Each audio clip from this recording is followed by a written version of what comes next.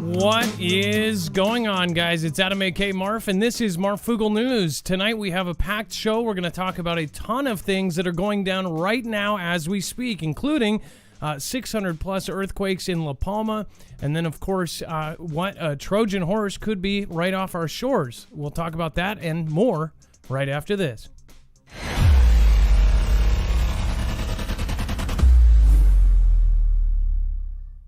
Nothing in the show should be considered legal, medical, or financial advice. The views of the callers can differ considerably and do not necessarily reflect my opinion, Dex's opinion, or anyone else who works with the show. You should always do your own research and consult with professionals. The internet is full of fake news, so please take everything with a grain of salt.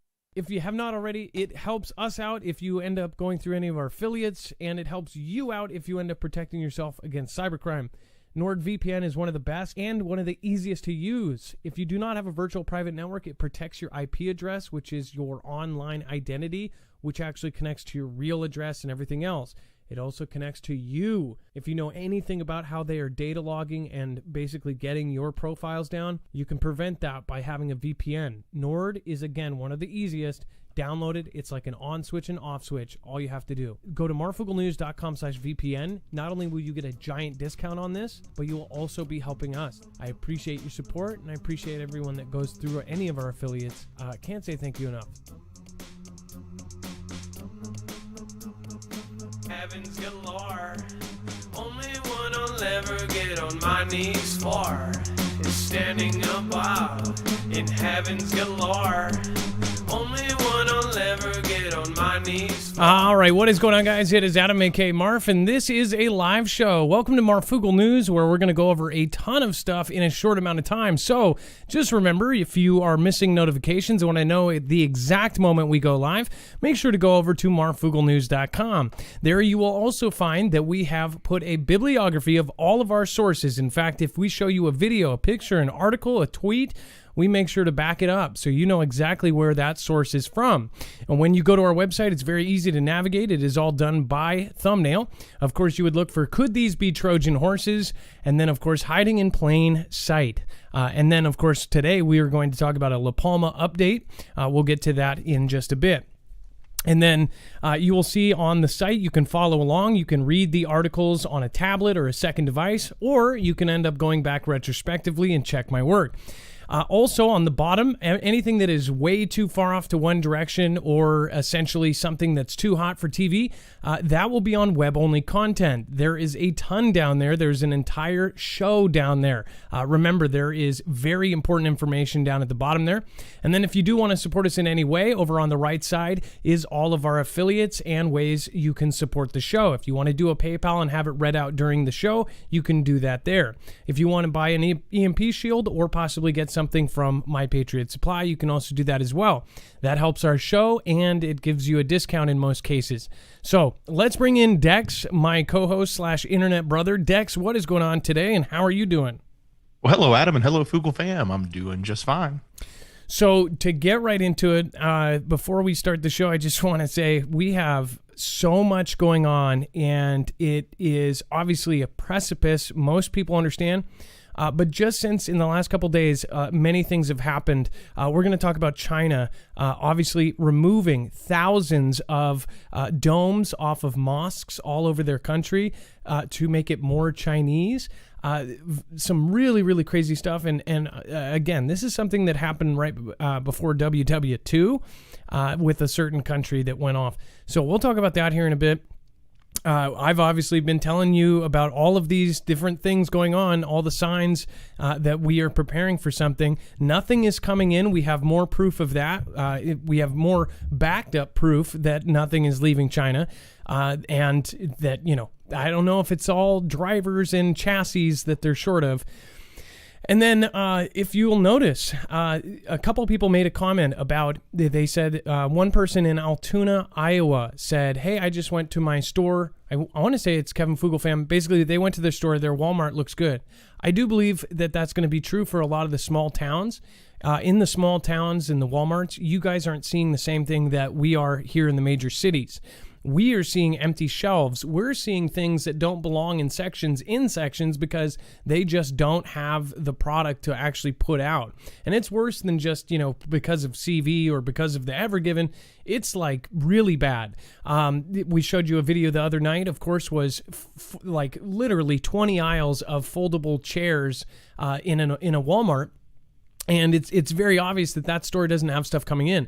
Now, in the small town, if I looked up, Altoona has 18,000 people in it, compared to where, Seattle or somewhere here, I think the concentration of 7 million people is right in a few cities here. So, and we have the same amount of locations. That's what I thought was funny. Iowa has 60 locations, and I believe Washington has 66, but we're, more than double the population. So you're going to see that these small towns that don't have much, they're still going to have stuff because it takes them a long time to actually go through their inventory. Not all Walmarts go through a lot of the non-food, non-perishable items that fast, especially if it's, Walmart is full of so many random things. It's basically got anything and everything you can think of. Well, that's a good tip. Maybe it's time to take a road trip. If you need to get something and you can't get it locally, go check your rural locations. Well, that's a double tip, because if you are in one of those small towns, the people from my big cities are going to be coming out there. And just like Dex said, people that are going to the Walmarts outside of Altoona, they're going to start driving to Altoona, especially I apologize, but now everybody knows Altoona is well stocked, right? But a lot of the small towns are sending me messages saying, "Hey, we still have okay stock, but there's certain things that they're out of. Basically, anything from China. You cannot have where there is nothing essentially moving into the country. All of these ships are still there. And here's the crazy part: if no ships have left, it seems like a month since even a single container ship is gone, that means that there's the ships out there, and then that's it, and they are not unloaded. Why has that number not reduced if we've watched, and people have watched the outcams in China, and they say nothing's leaving? Now, don't confuse that with, of course, ordering a product that's shipped via a plane here. That's a different story. If you order a single item, they will send it from that company to you through air, and especially if it's taking 2 or 3 days, that's by air. To do the boat trip, that's a longer time. So we are seeing right now something massive happening. I was just talking, and a big shout out to my buddy Nick and my buddy Dave. I was just talking to them about some of this stuff, and it's like they're starting to see it too, or at least my friend Nick is starting to see it too now from his end. He just told me, and he has a thing where he buys stuff from stores that are kind of rare and sells it online. He saw that the toy aisles are now moving the Hallmark ornaments into the toy aisle. These are normally things that you would find in Hallmark, but since they have Star Wars characters, Yoda, Darth Vader as ornaments, they're starting to put that into the toy aisles because they just don't have anything to put on the shelves. Very, very, very crazy stuff. And this is just the beginning. We have not seen any ships coming in, so it's only going to get worse. So if you are planning to stock up, I wouldn't wait. This is only going to get worse. And that's not to, exaggerate what's going on. I don't think there's a way to exaggerate what's happening right now. There are over 100 ships out in the water just sitting there. And somehow those ships, which I don't know how long it takes to unload a ship from morning to night, but there's no other ones coming. So why hasn't that, number reduced? It takes a long time to get there from China on boat. Why is that number not reduced if they're also not sending them in?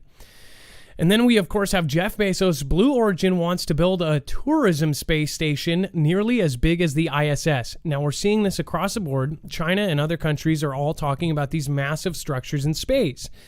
One of my theories, and this is one of the theories that I keep kind of more on the lowdown, is that something is happening to the Earth, and it's possibly not what they are saying it is, and it could be something way bigger. And and this sounds crazy. If you just told somebody, hey, I think that there is a coming catastrophe, and I think they are actually trying to figure out a way to eventually get off of Earth for this catastrophe, you would say, I'm crazy.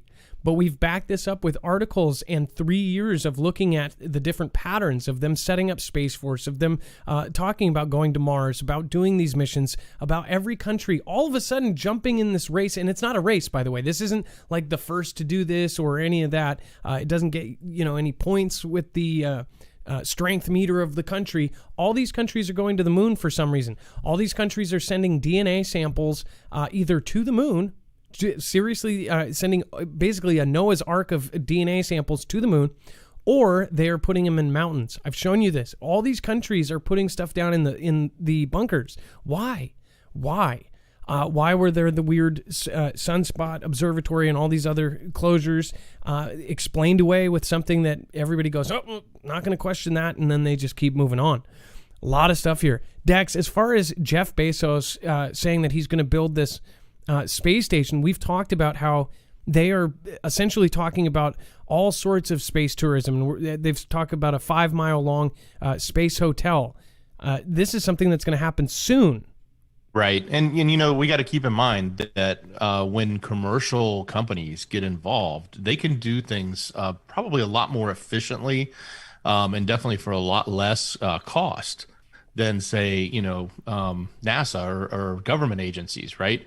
So when we think about like what it took to build the ISS and then turn around and now look at, somebody like China, which whipped one together, seemingly overnight. Maybe they were working on it for years and we just didn't know about it. But all of a sudden they went from, hey, we're building a space station and now we've got people up there. When you look at the speed at which our commercial companies progress with the space projects, it's not unfathomable outside of having money for them to be able to, get this put together in a very short amount of time. And I wouldn't be surprised if we see more than just Jeff Bezos building locations in space.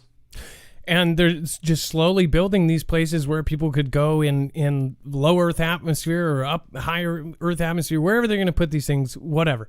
I know that there's a percentage of people that won't believe that it's happening at all and that it's just all one big goof, right? But either way, I guess we'll see in the short future, and we're talking about in the next couple of years. If we make it that far, there's a lot of things that are happening right now. They are saying in the mainstream and in kind of the main arena that our world is now at the point of being doomed as far as the weather and as far as the temperatures and global temperatures and everything else. So we are seeing them tell us that something is wrong. Is that the actual problem? Again, that's something that you guys can make a judgment on yourself. As far as what they are doing, their actions show that they are trying to get off the planet.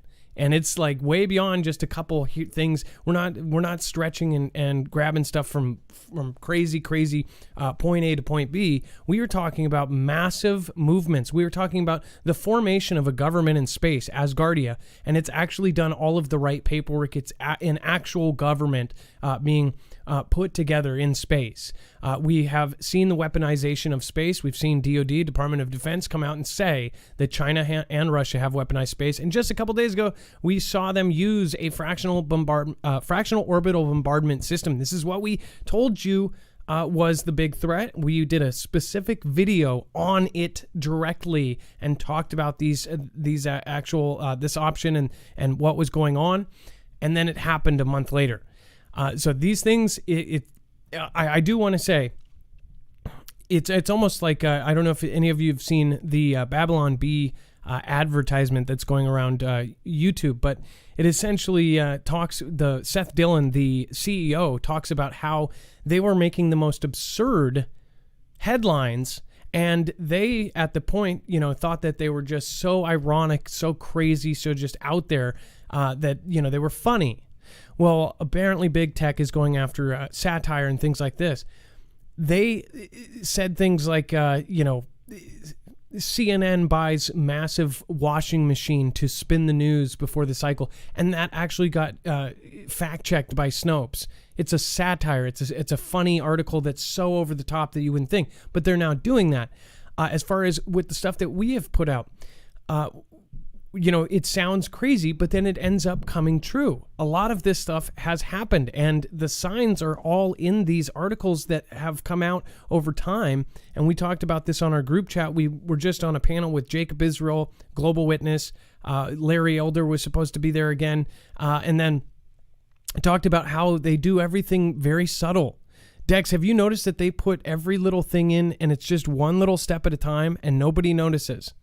Or if they do, it's just a little change, and they try to put up a fight, but it still goes through because it's just a little change. Right, and it's like we're like the frogs, right? You boil the frog in the pot slowly with cold water, right? It's just inching along. Now, this is the total opposite. Dex and I have talked about how different actors like John Cena have done their begging videos, begging to China, saying, "I'm so sorry," doing sorry in their language. And a lot of people, and I'll just give you what the majority of people that saw the video of him apologizing to the actual Chinese government, saying that it looked pathetic. It was him begging over and over again. He learned the language to say sorry. And what his offense was that he called Taiwan its own country. That was his offense. And if he didn't take that back and do that video, they wouldn't have played Fast and Furious 9 in all of China. That's how serious they take it. Not only that, we had Space Jam star LeBron James and one of the, now modern day Michael Jordan in his day in more than one way. He ended up, he bent his knee to China as well, didn't he? Yeah, he did. The NBA has really bent their knee, and you would see it with who's the Mavericks owner? What's his name? Anyway, the Mavericks owner, who everybody knows is really rich and famous, but he, even he has said, "Hey, we have to, be polite about what we deal with China." And really, what it is comes down to business for them, right? There's more money to be made for the NBA in China than there is in America, probably. If not, it's at least equal, if not more, because there's so much opportunity for them, and they basically bend the knee and do whatever China asks of them. And it's really kind of crazy when you see this story. And I'm not a big fan of the NBA. I haven't been recently with all the uproar, but it's really interesting to see this one person standing up and making a big push against China. As far as we have NBA player Enes Kanter, and this is kind of the opposite of what you just said. This guy is literally going all out. It says NBA player Enes Kanter wears free China shoes featuring image of Winnie the Pooh during game. Now, he is basically saying free Tibet, free China. Of course, he's basically saying the complete opposite. It says, Enes Kanter continued his campaign of criticism against China and its President Xi Jinping on Sunday when he wore another controversial pair of shoes, this time with the words "Free China" emblazoned on them, while on the bench for the Boston Celtics against the Houston Rockets in Texas. It says, in the third time in the past week, Kanter, who did not play in the game, wore shoes featuring an anti-China message. The shoes have been created in conjunction with Shanghai-born, Australia-based dissident cartoonist Bada Cow, who had a show in Hong Kong canceled in 2018. So, the shoes, this is his way of kind of putting this message out there. The first one said, free Tibet. Then it said, free the Uyghurs, right? Right here. And it said the latest pair featured an image of Kanter holding the head of the cartoon character Winnie the Pooh, which, of course, people have famously said that Xi looks like the cartoon character Winnie the Pooh. So he is not afraid of what they're going to do. And the whole thing with NBA player LeBron James is they were not going to let him play or something, or let him play in the Olympics, or there was a whole bunch of, there was a list. There was an actual list that was put out of all the stuff that they said that they wouldn't do with the NBA if he didn't apologize. So he's halfway. And then it says that go ahead. Yeah, where it starts with someone has to teach you a lesson, that is his tweet. And then if you want to click the pic.twitter that's below it, but I would read that tweet. It's pretty strong what he's saying. And if you want to click the pic.twitter below it when you're done, you'll see the Winnie the Pooh version of the shoes. Okay, so let's show the actual tweet. I thought we had a whole page on it. So let's see here. This is the tweet that he put out. Who knows? It might be. Oh, it's still there. It says Xi Jinping and the Chinese Communist Party. Someone has to teach you a lesson. I will not apologize for speaking the truth. You cannot buy me. You cannot scare me. You cannot silence me. Bring it on. This is supremely... That's strong, isn't it? Yeah, that is. Look at that. Cool shoes, though. I'm guessing these are... So they said that a company made them. I wonder if they're printed or if they're hand done. Yeah, that artist, I'm assuming they're probably handmade. That is cool.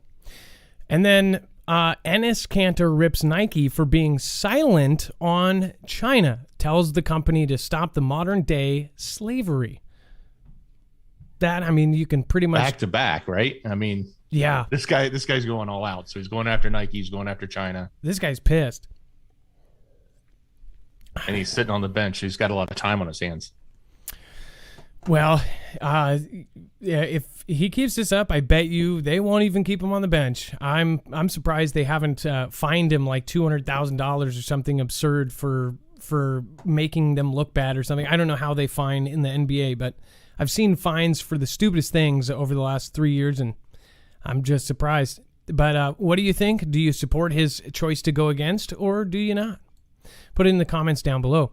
And then China is removing domes from mosques as part of the push to make them more Chinese. That's right.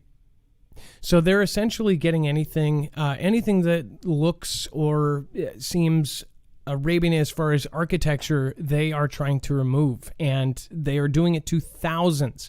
So wait a second, does this show a before and after, or no? So this is an example. So you've probably seen these. They're all over pretty much every city, as far as most places have a mosque or a place of worship. They are going to remove things like this, these minarets and the domes. What does that tell you? Now, this is something that was, as far as, I would love for somebody to write an article on how you could compare this to WW2 and a certain country over there. I believe it was Germany that did something very similar to this. In fact, many things are kind of repeating themselves. It says, Xingning, China, the Dongguan Mosque has adopted some very different looks in its nearly 700 years in China's northwestern city of Xingning, built in the style of a Chinese imperial palace and tiled roofs with no domes.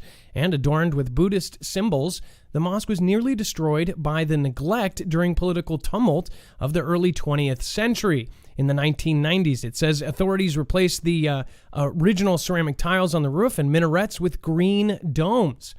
This year, provincial authorities lopped off those domes. The government says that they want to sinify our mosques so they look more like Beijing's Tiananmen Square. It says a Muslim farmer selling pomegranates outside the mosque. He requested that NPR only use his first name because residents have been ordered not to speak about the dome removals. It says, quote, I think the mosque looks good either way, but what say do we have anyways? So, again, him saying that is because he's there. There's nothing else he can say. I mean, he doesn't have an option. You know, what was it? I want to say BBC did an article we covered a while ago, and it said that the Chinese government approval rating was at like 99% or something, just something absurd. And they said this was real calls, and they were calls to random people. But the problem is that people's phone numbers in China, people's cell phones in China, everything, it is required that you do the equivalent of your social security number, or in whatever country you are, that number, your significant identifier, for you to give that to them before you get your phone line. And it is attached directly to you and to your name. So you are directly responsible. So if you get a call from the Chinese government saying, hey, how are we doing? Rate us from 1 to 5. You don't put 1. Because and I'm sure there was a few cranky old guys, like I said last time, but most of those people know that they do not want to give a negative score or anything else because it ties directly to them. They have a actual Chinese credit score, and they're also told that Chinese credit score can be affected by posting negative things about China on their social medias. So why in the world would they, when the government calls them, say anything bad? I mean, this is the kind of country we're dealing with. On top of getting rid of English-speaking schools, on cutting all this other stuff out, on basically banning any kind of effeminate men on their television. They don't want Western idols shown anywhere in advertisements. They don't want exterior models, anybody who is idolized in the Western culture, to be posted on any of their posters, on any of their billboards. They got rid of that overnight. They're also posting pro-war comments all over the country. They're recruiting hardcore right now. And like Dex was saying before, we didn't see, they could be doing something in the darkness, and then they show up and they are way farther along than we thought they were.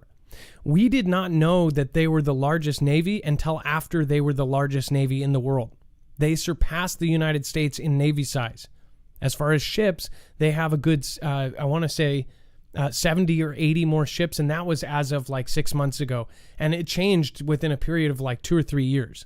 So honestly, I think it's really something that people need to pay attention to. And if you have an opinion, of course, on what this is and how it is related to history, let me know. DM me on Twitter @Marfoogle or email me. And then in a second here, we'll talk about the deepest earthquake. But first, I do want to say thank you to Jay Flores. I appreciate you subscribing. Ethan says, I coach 50 clients in the suburbs, Denver, Colorado, and the JAV clients reporting high blood pressure, heart complications, and freak ligament injuries. Again, Ethan, if you can, just remember things like that. And the reason why we do the things we do is so we can stay on and still reach people. But again, I think you should go to your local news. Uper Viking just hit up Emp Shield and My Patriot Supply. Thank you for the code. God bless you all. Uper Viking, thank you. And you've been here for a long time, probably 3 years now. Jeff P says, go back to sleep. Show Steve Bishop and stop attacking me on my channel. So Jeff P, I don't know who that is directed to in chat. I actually don't know who Steve Bishop is. But again, don't know what that is about. I don't know if you actually meant to do that or that was like a auto thing or whatever. But Jeff B, we've actually pushed your channel a lot. We've helped you many times, so I don't know what that is. One thing I will say is I was just talking about this with other people. If you in this niche, I think that they have us so severely divided that if you do any kind of combination or any kind of, what do you call it? Any kind of collaboration with other creators. We just did a collaboration with Jacob Israel, Global Witness, and somebody. So I'm guessing that that's maybe behind it. But what happens is, and I believe we had one person that dropped out other than Larry, and that was because they have a problem with other creators. And I see this all over what they call the truther or the whatever you want to call the niche, right? And it's because everybody is all hating on each other and everybody doesn't like each other. And I don't get that. And also, if one person doesn't like another person, if that third person that you get along fine talks with somebody else, then that person, that relationship is gone. I don't get that. In real life, that wouldn't work. I don't get why it's online. I don't know what that deal was. But again, might be something related to that. I am just kind of tired of the whole, like, why are we all fighting each other? If all of us know from above what the hell is going on, why are we fighting each other?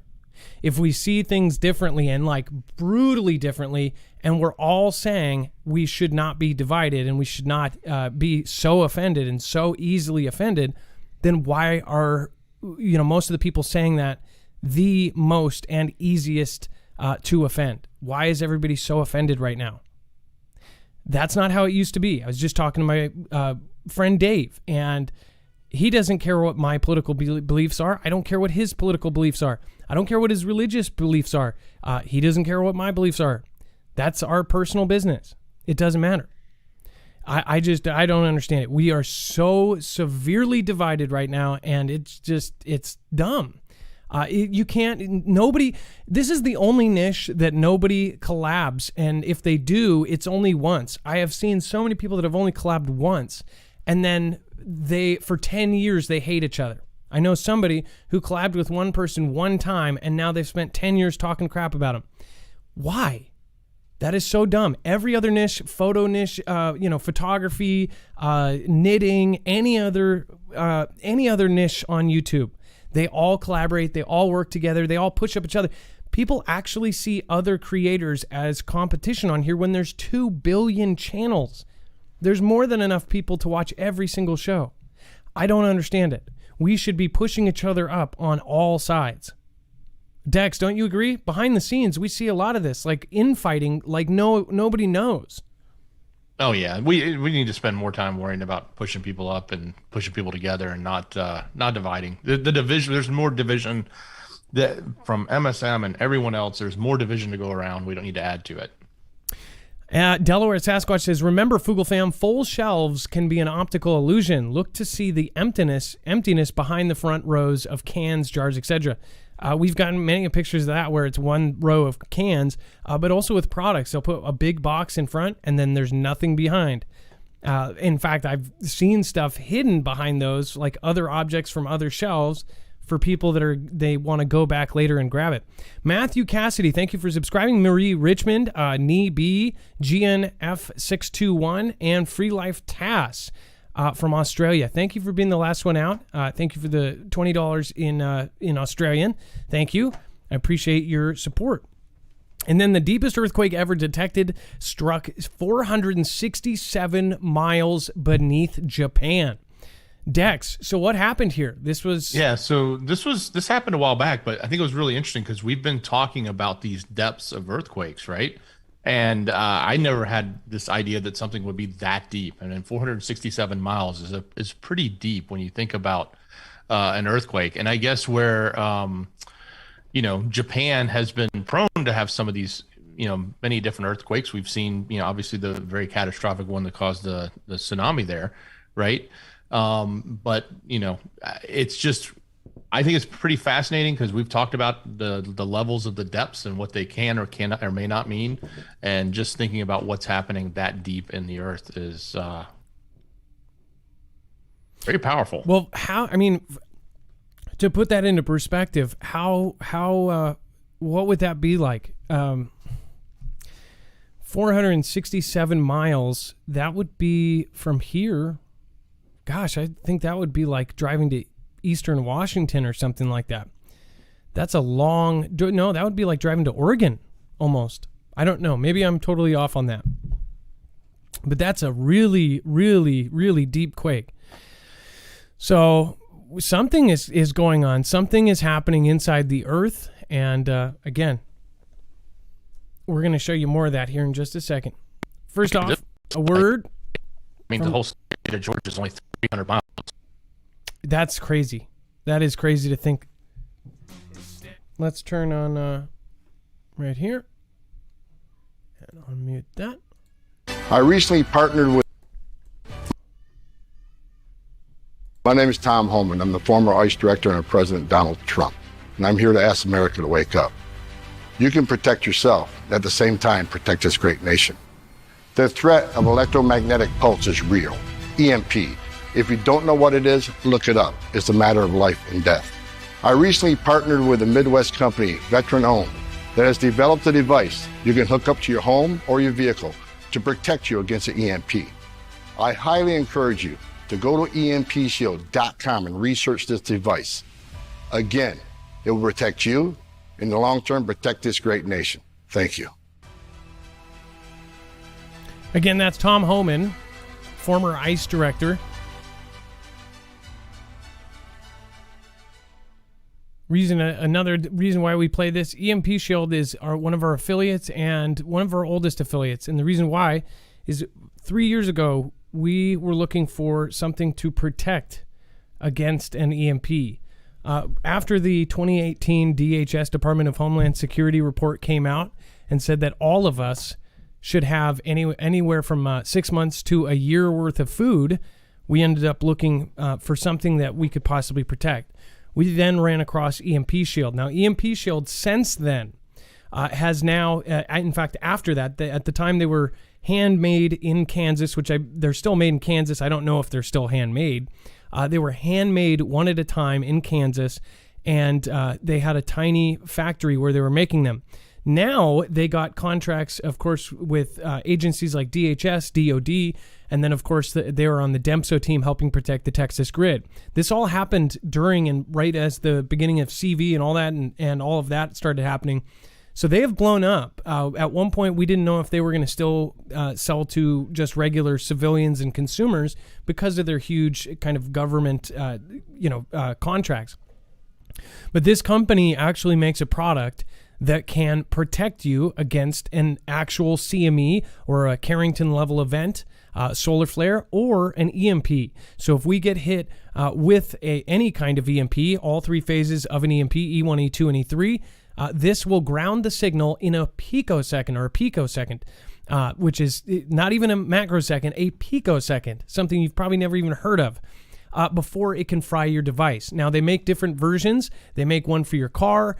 They make one for your house, your generator, your solar system. They make one for essentially anything you want to keep rolling or on after an EMP hits, or multiple EMPs. You would want to protect yourself against this. This is a professional product. This is no joke. They're not super inexpensive, but they are also a whole lot cheaper than the option where you do not. You're not able to drive, or you're not able to turn on your generator, or you're not able to use any of the devices in your house. Again, this teamed up with several devices. You could essentially get through it and have all the lights on. Even if the power doesn't come back on, you have your generator, which can power all of your devices, which are not fried. That's the whole point of this. Marfooglenews.com/EMP. When you go over and do that, not only will you get $50 off, but you will also be helping your favorite channel. We get a commission of that, and when you go over there just for sending you their way, they end up helping our channel. That helps us grow, and that helps us keep going. Again, we have a lot of uphill battles to go through in the next year and a half. So again, let's keep it going. Dex, do you want to talk about the next piece here? We're going to talk about the outage or an outrage against democracy, JFK's nephews. Well, yeah. So, it was just announced recently that they were going to release more information about the JFK assassination. And then they came out and said, I think maybe 2 days ago, and said, you know what, we're going to postpone that another year. And they blamed it on CV. And they being the administration. So it's now frustrated very much to an outraging level, the nephew, right? And so they really want to get more information. They want to know what the government has had on this case and why they haven't released more information to the public, right? And be more transparent about what went on during, that event with JFK. And so they again, they urge Biden to reveal the assassination records. It was delayed, and it's really weird timing. It says, the president once more has pushed back the scheduled release after 58 years. Family members say that the secrecy needs to end. They are talking about, of course, all of the files related to the John F. Kennedy assassination. It says, two nephews of John F. Kennedy are calling on the B administration to release the final trove of secret documents on the 1963 assassination of the former president. The records were scheduled to be made public on Tuesday, but the White House announced late Friday night that it would delay their publication until at least December 15th, and perhaps longer if President JB determines it's in the nation's best interest to keep them confidential.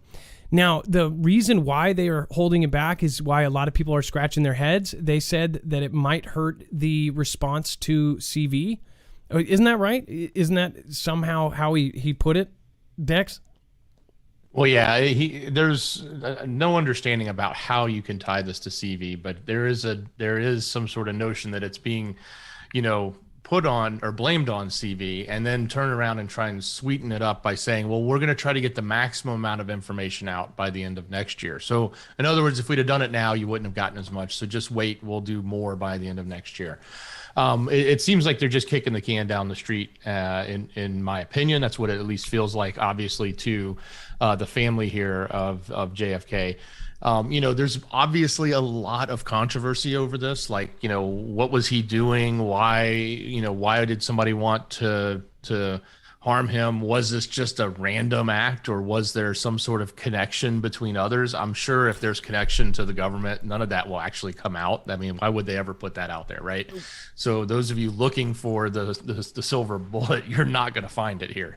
It just won't happen. Well, this will be like the alien disclosure that the government said that they were coming out with. It's going to be a redacted mess. Exactly. Well, yeah, I do think it's weird that this is being delayed. Obviously, they're like, well, we actually need a distraction on the 15th. Actually, I would pay attention to that date, too, December 15th. Why are they waiting until then? Why did they pick that day? Is it because it's, an exact amount of time later? I would just be paying attention for that date. And then also, one thing that I kind of want to point out here is they can use things like this during planned turmoil to get everybody's mind off of of course, turmoil. They have done it before. They have admitted it. We've seen many former officials come out, and many movies are made out about this, about how they can use stories and use them to kind of guide the country. They use psychology in everything. In fact, they essentially passed in different laws that would make psychology a big part of governing the country. So lots of weird stuff here. Absolutely. This could have been placed here and been in the pocket, ready to strike at any moment if they needed it, right? And then, oh, by the way, the whole world got distracted by, Alec Baldwin and what's going on there, right? So then they don't need it. So they can back off because they know that wave will ride for a good, 2 months or something, or even 6 months, depending on how a trial may play out or whatever else. So, that these things, we know that there's been a great amount of investment in the psychology and the influence of media from three-letter organizations. That's been going on forever, and we'd be remiss to think that it's not still happening today.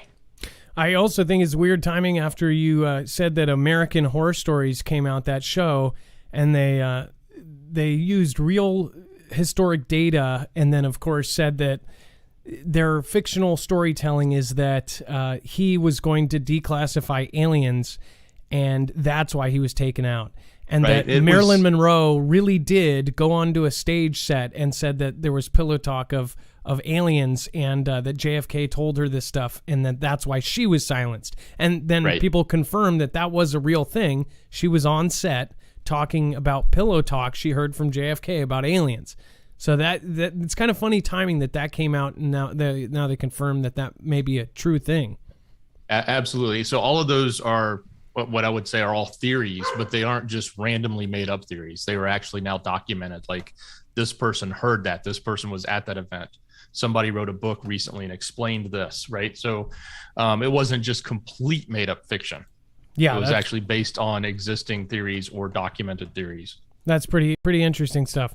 I want to say, hey, to Recall R, thank you for being in here in chat. Lisa R, thank you. Pen Biz, thanks for being here. Mimi Mimis, cool Jenny Beans, and then Gone Girl. I missed that.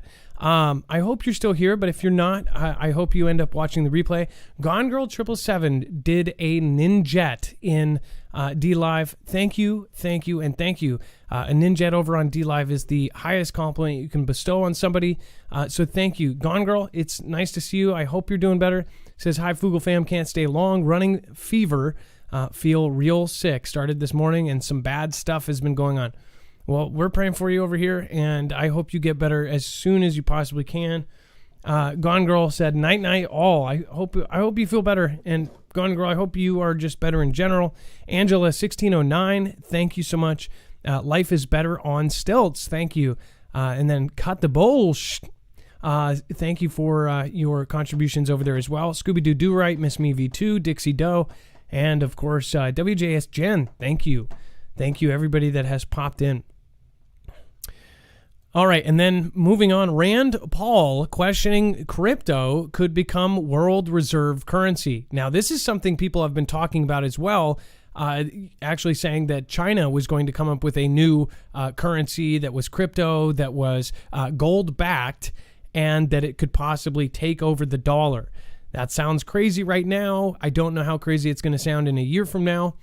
Dex, what do you think about this as far as Paul Rand saying these things? Yeah, it's more evidence that some of our leaders are looking at this and making these very bold statements about whether or not, we should be considering, crypto and, and how it could play into, something like a world currency. A lot of people have said that, other countries are creating their own, whether it's Russia or whether it's China, and they want theirs to be it. Others have said, hey, the whole decentralization of having not a crypto that's not controlled by any government is where it should be done. And then, of course, everybody wants to back the dollar. So. Well, big statements like this, and of course, statements that we've heard from Elon Musk, they'll affect the actual price of it as well. If somebody like Rand Paul is saying that we might, this is possibly going to become an actual reserve currency, that's probably going to send it way up. So anybody holding Bitcoin that plans on selling it tomorrow may have a good day, but who knows? It's been up and down. What is Bitcoin at right now? As far as what is Bitcoin, the main crypto at? Did it pass? It's at 60. It's almost at 63. It's been over 63, 64,000. It's at 62,771. And I could have bought them when they were $30. The guy said it's this crazy thing. Nobody knows who made it. It's all digital. It doesn't exist, and it's so cool. You should spend your bonus on it. You have $1,000 bonus. You could buy 10 of them or whatever. Just buy 10. That's all. I was like, this sounds like the stupidest thing ever. Nobody knows who made it. It's not anything physical you can hold. Why in the world would I do that? Dummy. $30 a piece.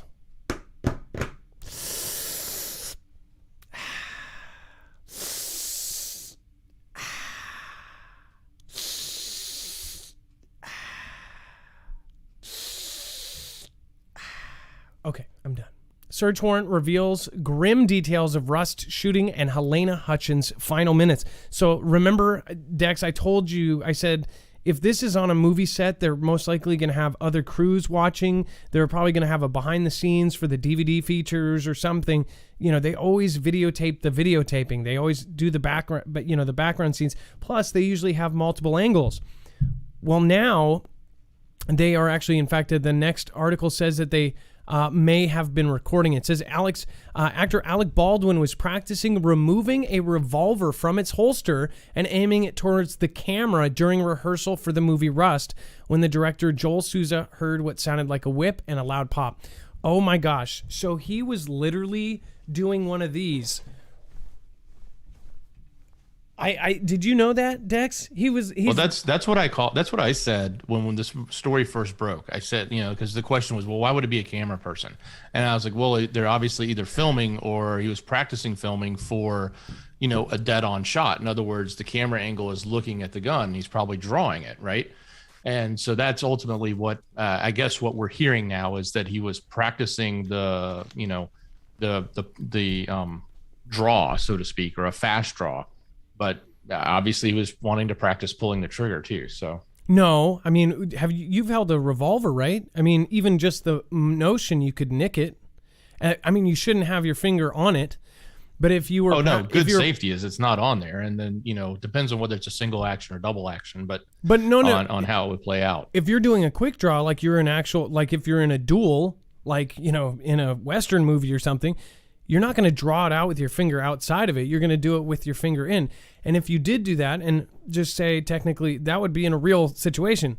But as far as practice and you think it's a fake one, boom, pop. One thing though, I did talk to somebody who personally knows him, and they actually said, and they're not saying anything about it, but they did say, they said, I know them personally, worked with him, and said that he does believe that he is the kind of person that would do it on purpose. So I thought that was pretty interesting. I actually said the opposite. I said he is innocent until proven guilty, and that's where this next one comes into play.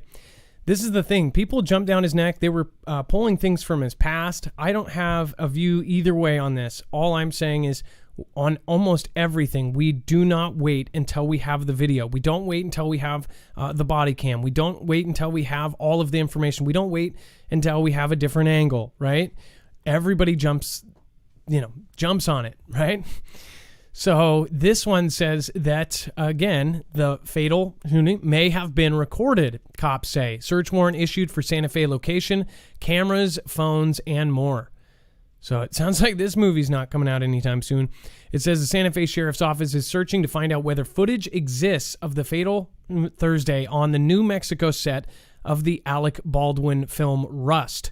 In an affidavit for a search warrant, Detective Joel Cano on Friday asked the states to allow him to confirm if the incident took place was or wasn't recorded. The indoor rehearsal seen October 21st at the Bonanza Creek Ranch saw Baldwin handed a prop that discharged and took the life of cinematographer Helena Hutchins. It says director Joel Souza was also injured in the incident inside the gray-brown structure on the ranch location as the search warrant was issued for the Santa Fe magistrate John Rasnick. Now, by the way, the woman that actually handed him the weapon and the guy that was in charge, which now they are trying to say that he has already had complaints on him. He's already had multiple complaints about safety or something else. She says that the guy told her and she told him. So, does that change your view of the whole Alec Baldwin situation? If you were one of the people that immediately said, he did this on purpose, or that this wasn't an accident or anything else, or the people that said he's a murderer, this and that, does that change your view of this now that supposedly there's this whole thing. There was steps that they were supposed to take. The other gentleman did not take those steps, apparently. He did not go through the revolver and check it. And then he handed it to another woman who then told Alec that it was safe. They're doing a normal scene just as normal. Should Alec have checked it himself? Does Alec know how to do that? Well, people say that he's a big Second Amendment guy, so he's probably knowledgeable about weapons, but he's anti, but yeah. But here's the thing, I would say is why on this set would you even have non-prop guns, right? Because this is obviously was a real bang bang, right? In the sense that it was able to fire a projectile, and the prop ones are not. So what did they need that for? And then there have been some rumors saying, oh, well, they were using it for target practice, right? Okay, but so ultimately somebody's responsible at various levels, from the person who laid it out to the person that handed it to him to the person that held it. And by the way, if you're on a set and that there are, real bang bangs around, wouldn't you think that there's some responsibility in when you handle something, you double check it and make sure that it's legit or not, or it's safe. So I think there's probably a lot of blame to go a lot of places, but I hope what doesn't happen is that the finger pointing only goes to one person and they just scapegoat it off, because the producers, which he is one, and everyone else involved, have to have some sort of responsibility in how they act, behave, and what they do at a place like this, and whether or not they take something like safety really serious or not. Well, and that's the other thing. They're saying that this is a kind of a low budget film. Some have said that, I heard it was described as kind of like a Lifetime type of movie or something. I don't know if it's that low budget, but I could see Alec Baldwin, being the maker of one of those movies, right? It says the warrant was executed this afternoon and they were out there right now. Santa Fe County Sheriff Office spokesman Juan Rios confirmed a deadline this evening of investigators. It says the detailed affidavit claims that Baldwin was handed one of a trio, so there was 3 of the prop bang bangs on a nearby cart by an assistant director and told the prop was a cold weapon. And when they say it's cold, that means it's safe. That did not have any live rounds in it. Baldwin fired the prop. And why do they call it even a prop? Because I guess it's a prop because it was on set and it was used as a prop. But it was a real thing, right? And it had a real thing in it. What I don't understand is, even if they did have real weapons, how would you get those mixed up? That seems really, really stupid to me. They use airsoft. They use other types of props, and they have the ability, and they have what you would call really a prop bang bang that doesn't actually fire anything or only fires blanks, right? That are safe to use.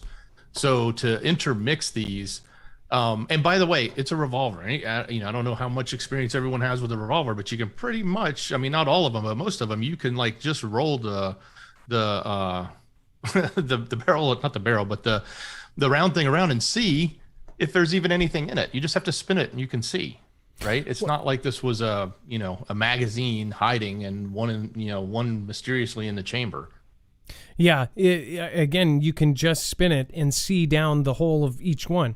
But I guess, did he do it on purpose? Now, you said he was anti-Second Amendment. Is that what you're saying? Oh, yeah. He's a huge anti.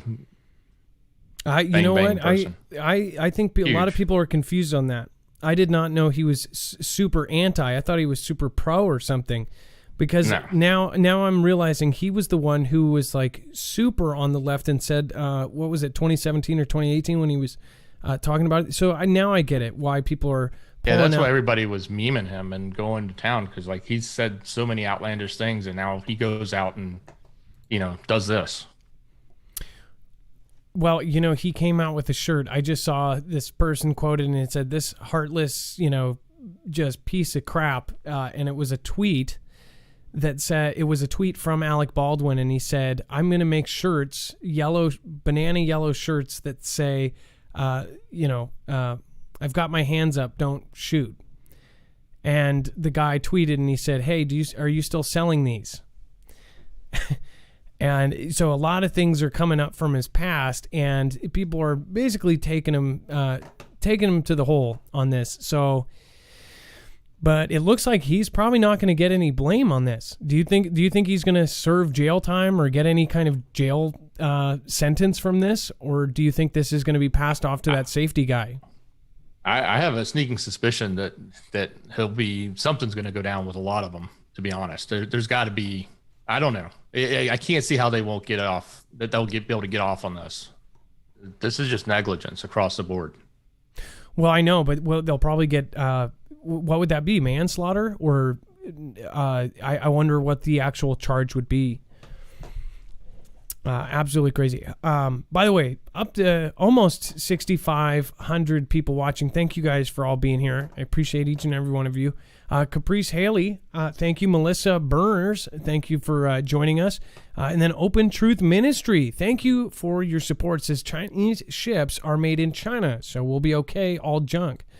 So the newer ships, I just have to say, there's this long going, and I get what you're saying, Open Truth, but there's this long saying of that they just have junk, right?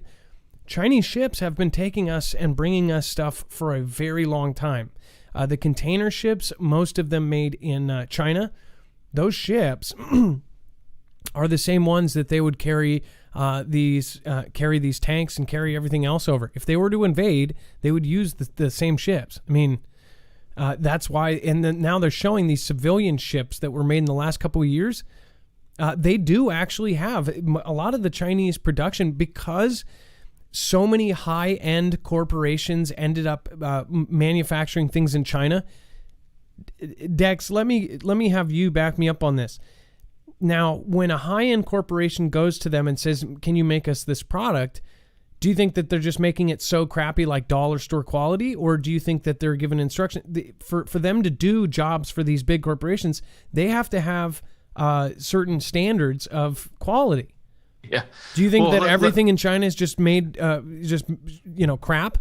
Look, they can make crap and they can make quality. Okay, let's face it. They've got a space station, right? They've got rockets that have gone up. They've got planes and submarines and ships that float. Okay, they can build. Okay, and maybe they don't build as good as we do, or maybe they do. We don't know. But I promise you, when you're ordering stuff on Amazon and they're knocking off products left and right for profit, they're not necessarily cutting corners just because they don't know what they're doing. They're cutting corners because they're trying to make it as cheap and as quick as possible, because that's how they maximize their profit, you know?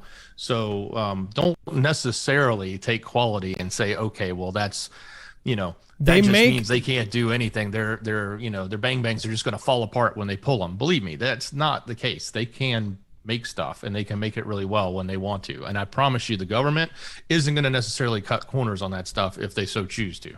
Yeah, no, on their own stuff. And they've even said that the highest product, the stuff that's made for Xi is at the highest quality standard you can ever make. And he has instructed for them to make their military equipment and everything else at the highest standard possible. The thing is, if anyone said that Chinese people are stupid, then that would be a stupid comment. They are not stupid. In fact, in a lot of cases, if you're talking about, grade for grade, their school children test higher than pretty much any other country. Now, as far as, dude, if their products were junk, why are they in everyone's house? Right? Oh yeah. If their products are junk, why is everyone taking the pharmaceuticals? Right.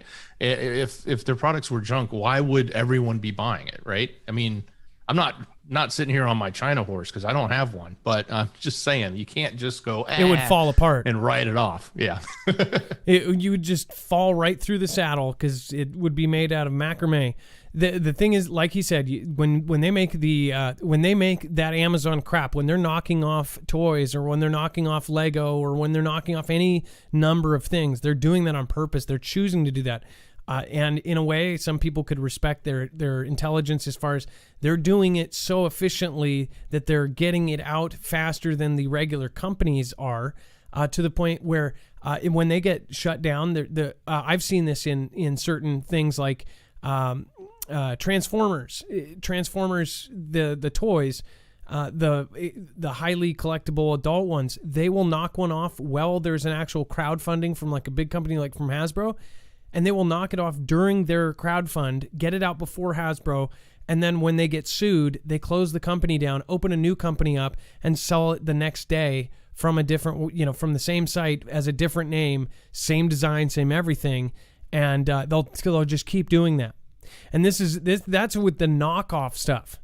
And now, even in the knockoff markets and things, because I have friends who own things, you'll see that the knockoffs are now almost indistinguishable. And it changed over the last 5 years. Even knockoffs are now so good that you cannot tell the counterfeits from the real ones.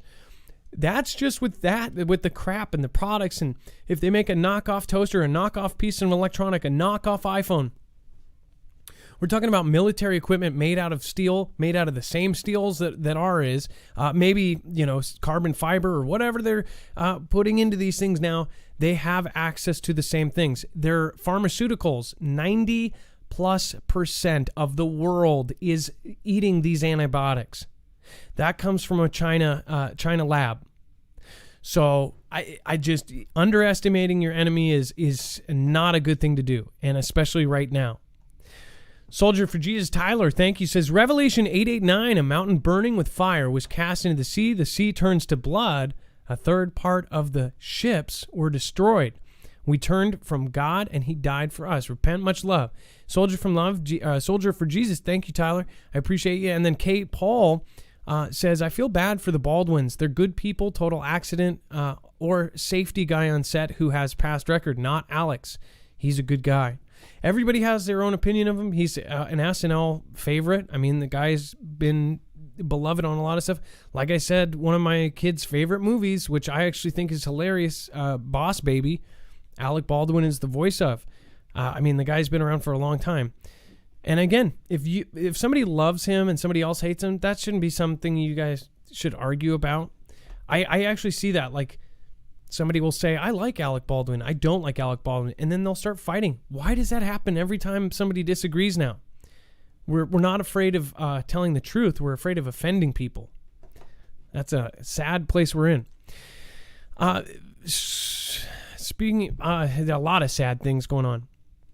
All right, now, while we're on the subject, please make sure to go over, and if you have not already, we have obviously shown you a lot of turmoil going on in the world. I would not wait if you were going to end up stocking up and surviving any kind of future event. I would do it rather sooner than later. Obviously, you can do this in many different ways. Again, but if you do want to go through us, you can go to Essentials of Life. Again, marfooglenews.com/prep. It is from My Patriot Supply. They have virtually everything from iodine pills to, of course, water purification, which they say, again, will be one of the leading causes of 90% of us perishing after an EMP or a major event, is because we will not have water. So if you don't have a water filtration system, that is something that should be in every home. Again, have extra gear and extra survival supplies. You can get pretty much everything, including food. They actually make 1 month supply. 3 month supply right now has $100 off, and that is something you will get automatically when you go through this link if you get the 3 month supply. These are really good meals. When we were looking for a company that we could do this with, I tried 4 different companies and I thought this was the best. So I actually want to be able to eat my food. I have stuff that I opened up that I've had for 7 or 8 years, and I was just absolutely blown away at how gross it was.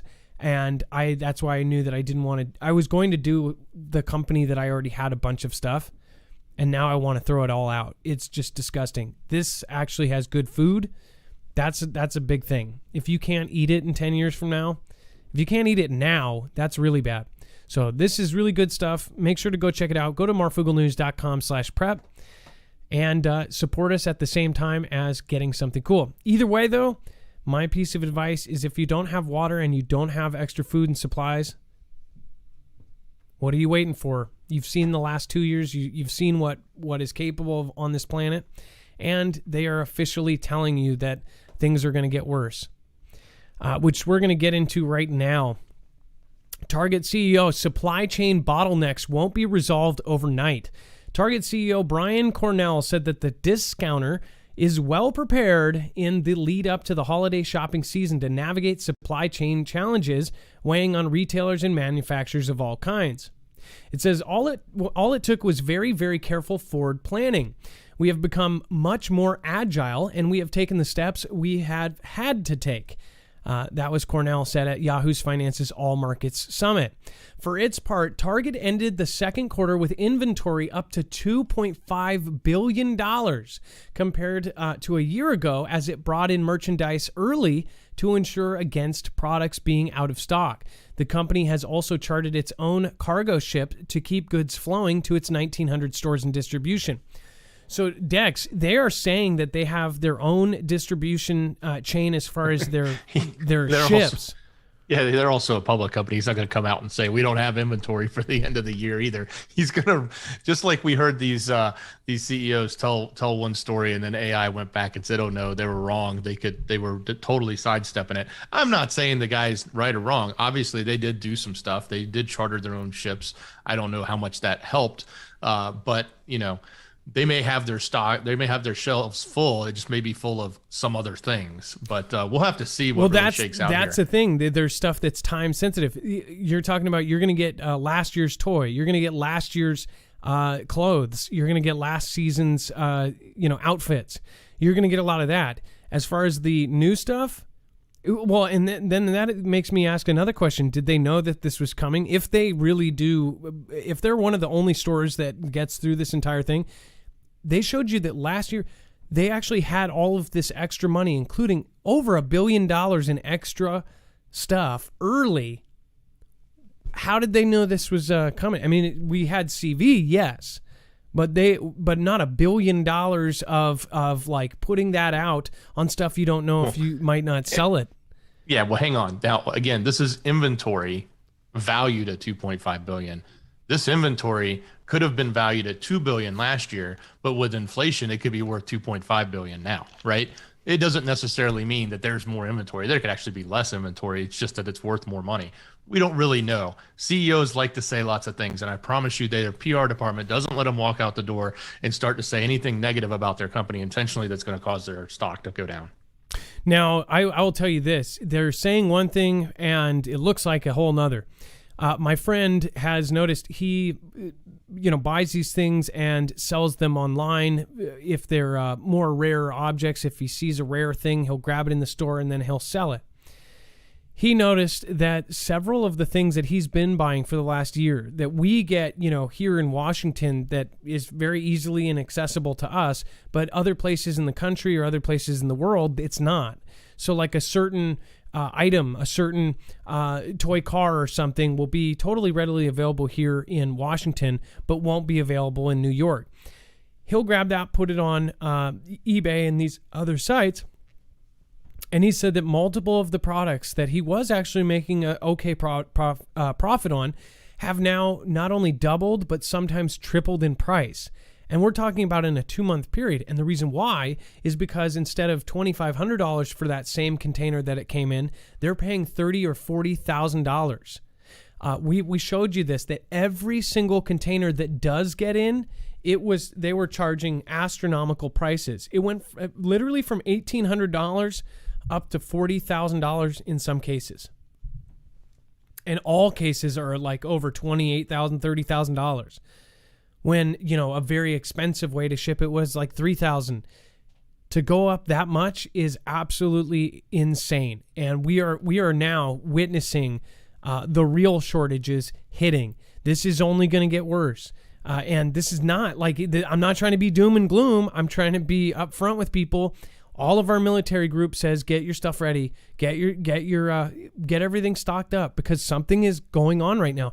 If people are blind to see that we're dealing with China right now and something bigger is happening than just the whole CV, then I don't know what to say. We follow this all day, every day, and we can see it. It's clear as day. You can see the picture. And what happens is they'll just say a completely opposite sentence and say, no, it's not. They could show you 40 people dressed in blue outfits and they say, there's only 2 guys and they're wearing red. And people will believe it. I don't know how. You can see with your own eyes what is happening right now, but they'll just come up with a logical sounding. And sometimes the logical sounding things are so absurd, but you're like, well, I guess that could happen. I guess that could be true. I guess that kind of makes sense. Almost every freaking explanation for almost everything happening right now is like borderline, like, really? Are they serious? How many times in a week do you go, are you kidding me? They really said it was that? Wake up, folks. We're here. We're like, some may say this is end time. Some may say it's a global reset. Whatever it is, it's here. And it's hitting hard. CV has changed the entire planet. It's turned it upside down. It's about to change your life, your kids. And it's all getting baked into one thing. Universal income. They're going to give you universal income until they can't. Reason why is because they don't want you revolting. They want you to be happy little depressed people. Warrior of Christ, thanks for subscribing. Rude Awakenings, Narrow Way, thank you. And you guys are not crazy. Many of you are afraid to tell your friends and family this, and many of you are even embarrassed. I've had people say, I want my family to prepare, but I don't know how to tell them. They'll look at me weird. Tell them you won't talk to them until they prepare. Whatever you have to do to get people to wake up. Like, this is bad. And by the way, just being comfortable this Christmas, I would say being comfortable means you're able to buy your friends and family gifts, or the ones that you actually do buy gifts. Get them now if there's still stuff in the stores. Because all of this is going to hit, and it's just going to hit us like a freight train. And you guys had a warning. You can go back to this. You can go back to all these shows and say, oh my gosh, they told us it was happening. We're not trying to get a pat on the back for calling this. And we never predict things. We never say like this is going to happen. This I'll just say it. It's going to happen, and Christmas is going to be a bad Christmas for a lot of people. You know, something else you can tell people when people think you may be crazy for prepping or getting certain things or stocking up on food, you know, there's this whole notion about hyperinflation that's going around. And I don't say it's going around, it's happening in the sense that it's pretty clear we're seeing inflation happen. And this whole notion of hyperinflation is being talked about by people like by Jack Dorsey, was who said it last, right? The one thing you can do to sort of help yourself against that is to buy things that you need. In other words, if you were to buy something that you know you're going to need a year from now or 6 months from now, or something that you use on a regular basis and you're going to use over the next 2 years, if you buy a 2-year supply of that product, you're saving money, because with hyperinflation, I promise you 6 months from now, 12 months from now, it's going to be so much more expensive you won't be able to afford it, right? So it doesn't necessarily mean go, you know, spend your money willy-nilly, but if you're having this conversation with others that just don't necessarily get the notion of, you know, stocking up food or preparing or doing some of the other traditional things that we talk about, maybe have that conversation with them, and at least maybe they will have something of value when these things go south or go bad, right? And that type of mentality can potentially help someone, because if they have things that are high value later, then they have that for a means of trade or for a means of maybe, you know, they've saved themselves a lot of money. I was trying to find that tweet. I believe it was on our last show. Jack Dorsey says hyperinflation is happening, or I'm sorry, hyperinflation is going to happen. It's happening now, or something. I'm paraphrasing because I'm trying to find the actual tweet, but said it is happening now. Do you know where you? Yeah, it wasn't our last show, and I don't think we updated on the website because it happened right when the show was starting. I'll have to put it on there. But yeah, Jack did say that, and he said hyperinflation is happening. It's happening now, and it's going to be big. So this is Jack Dorsey, of course, and that is pretty that's pretty alarming, to say the least. I'll just show you real quick. This is Jack Dorsey saying this. That's not good. I mean, they're just out in the yeah. Look at this. Twitter and Square CEO Jack Dorsey says hyperinflation will happen soon in the U.S. and in the world. Just so you know, hyperinflation's incredibly bad. It's not a meteor. It's probably worse than that, because it's going to affect every asset of your current life in the real world, and things are about to get really, really bad. I don't know if he's warning like extended friends and family that he actually cares about. I don't know. But we've seen it coming for a long time. It's happening.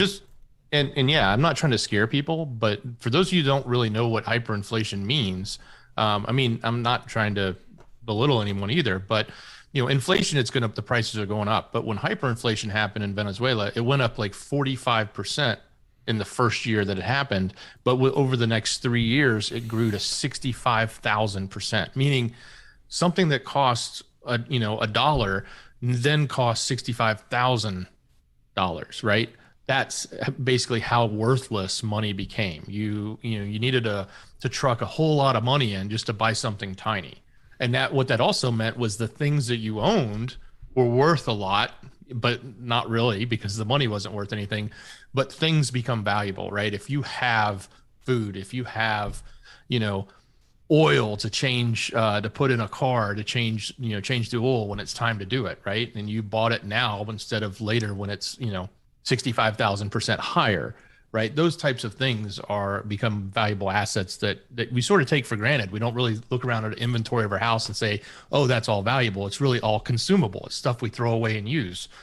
But those things actually do turn to value in a hyperinflation market. So on top of the experts saying this is happening, we see the data, we see the actual trends.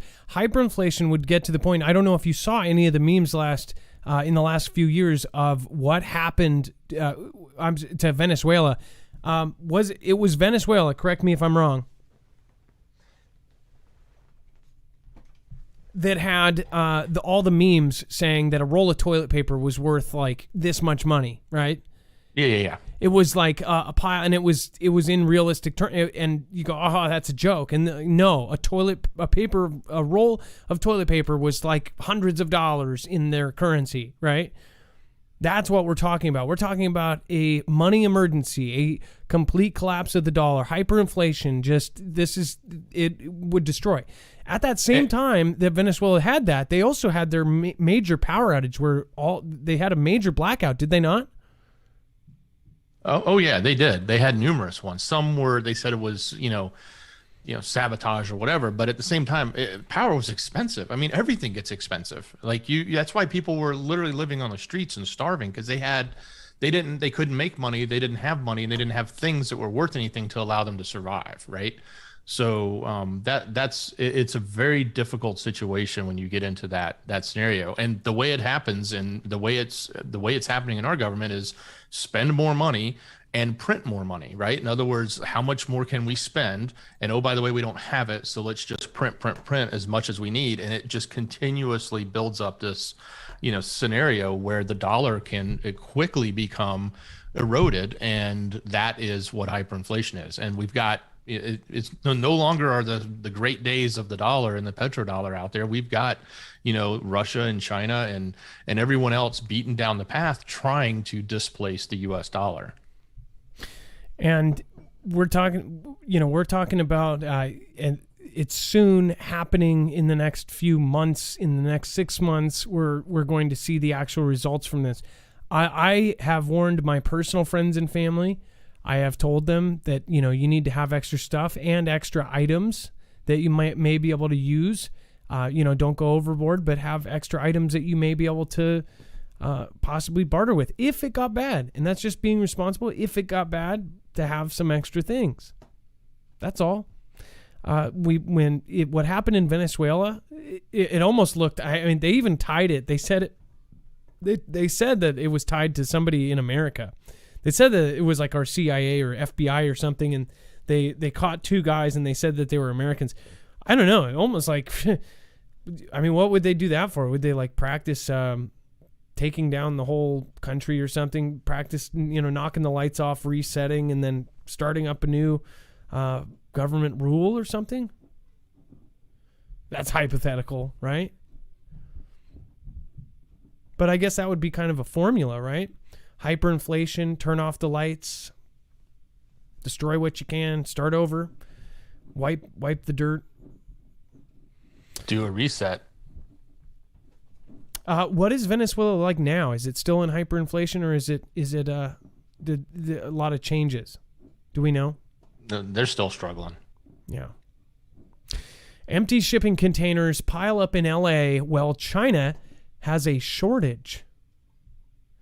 Now, this is just nuts. They're having all sorts of real issues in China. They're having power outages all over China. They're having massive flooding, historic flooding. They're having just these crazy weather events, and so are we. And it says the Port of Los Angeles with containers, ships, and trucks shown on Wednesday afternoon, October 13th, 2021. President JB announced a deal to expand operations at the Port of Los Angeles in hopes of ending the logjam of ships waiting to unload. The supply chain squeeze has caused climbing prices and delays in delivery that are threatening the U.S. economy and holiday shopping. Los Angeles ports are buried under 40-foot shipping containers. And it says, but across the sea, Chinese businesses are begging for them. As the ubiquitous steel boxes clog the ports, local streets, and seemingly any unused lot around the coast, both Governor Gavin Newsom and Long Beach Mayor Robert Garcia have jumped into action, alleviating red tape that had curtailed storage options.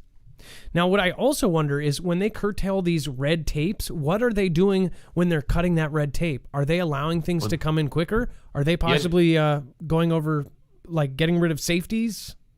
The one thing I know they did was they cut a lot of tape and were putting these storage containers on streets, literally on the streets around there, where homeowners who live near there had their streets full of containers, and what's in them? Maybe blocking half of the street. But then it got to the point where some of these trucks were blocking driveways, and either the truck was sitting there or the container was sitting there, and they were having to try to get somebody to come unblock their home so they could drive out. That's how bad the container storage stories coming out of this area are. And I call them stories because a lot of this, we hear a lot of these different narratives about what the current finger pointing is, right? Oh, it's, we need, the trailers to hold the containers. So we need the ships to come in, or we need the ships to actually leave.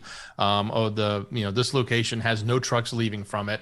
And now it's, there's no containers in China to bring stuff to America. But, they're all these different things that actually come together to make this supply chain actually work, right? Like if you don't have containers, that can be a problem, right? And if you don't have ships or you don't have truck drivers, all of those things can be problems, and they all have to work seamlessly for it to work the way it did, say, a year and a half ago or 2 years ago. Terry Flores says those containers are everywhere on the streets.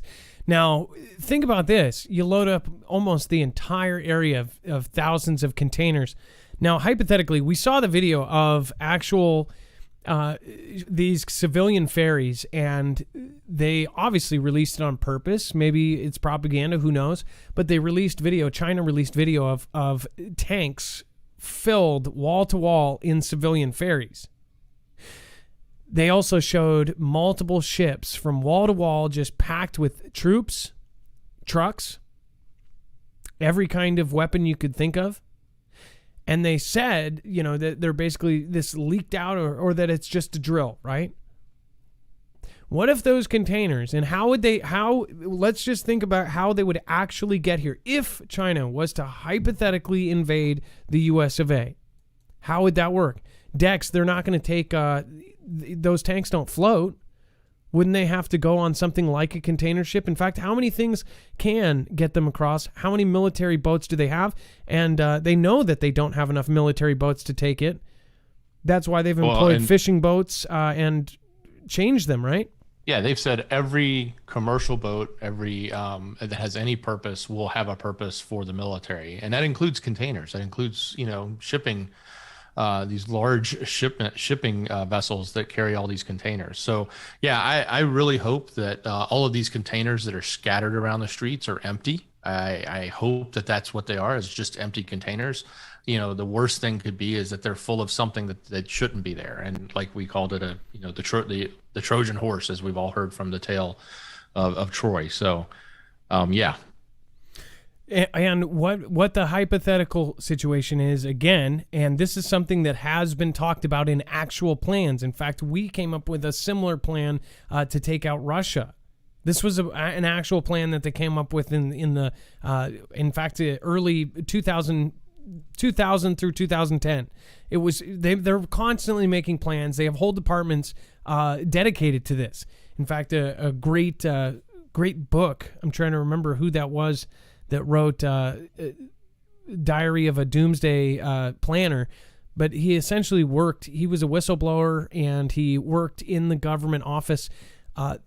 Basically, he said back in World II, he said that there was no plan that showed destroying Russia that did not also involve destroying every major city in China. They were actually, planning on getting rid of every major city in Russia, every major city in China in one go. And he said he would go into work casually, and they would talk about taking out millions and millions of people. That was their job. That was their whole place of business. How they could take out the most in the least way.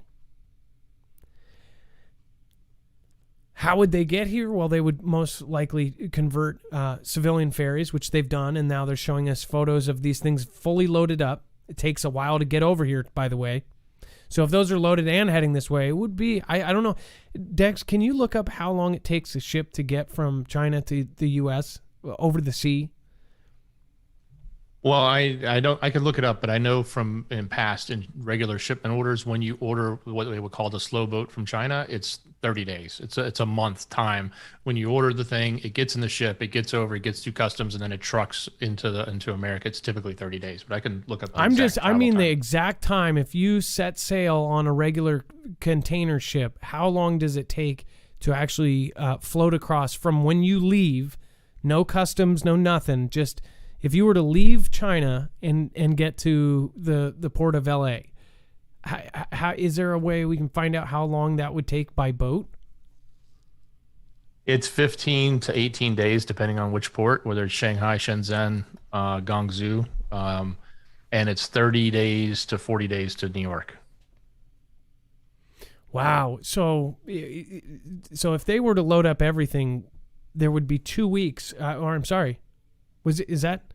Yeah. So about 2 weeks, 15 to 18 days, 2 weeks to 2.5 weeks for them to get over here if they load up all their ships. You would think, well, then we could just stop them. Of course we could. So how would you sneak hundreds and hundreds of containers into our country? Well, you might, on a long-term game, try to take partial control over the port in the enemy country. You might decide to, like, say, run one of the ports in the country you want to take over. Then you could get from point A to point B. You could do this whole long game of 1979 to now, do capitalism, get investments, get up all your money, make the biggest Navy in the world, make the biggest Air Force in the world, and then you'd have your in. What if this was a laughable, just super long game trying to take us out? I know it sounds silly, right? What's crazy is most of the silly stuff, most of the satirical, just over-the-top stuff has come true. It's so crazy what is happening right now. Razor Queen says, Marv, check out new ominous 80-foot water soul sculpture in New York Harbor installed 1019 by an artist from Spain. It says, seems like a La Palma warning. We're going to get to La Palma too. 600 earthquakes. That is very creepy. Man. And then, of course, that also check out the... what was it? The ominous 80-foot water soul sculpture. There was another one, something that was just put out. Oh, that sculpture in the ghost cities. So, by the way, I found out so much more about the ghost cities now that I've dug in. They have multiple of the main European cities replicated in there. I knew that there was like Paris with the Paris Eiffel Tower, but they have specific cities, and those specific cities are actually like working with people. It actually says that they have almost all of these main cities from all of these different places. It's almost like they're making a place that looks like everywhere, if they have people that help them in their world takeover, that after they destroy their home country, they're going to give them a place where they feel comfortable. Like a place that's like home, but not home. Let's move on. We have, again, tons of ships waiting offshore. Could they be these launched? In fact, I'll pull up a picture of this. Let's see here. DuckDuckGo.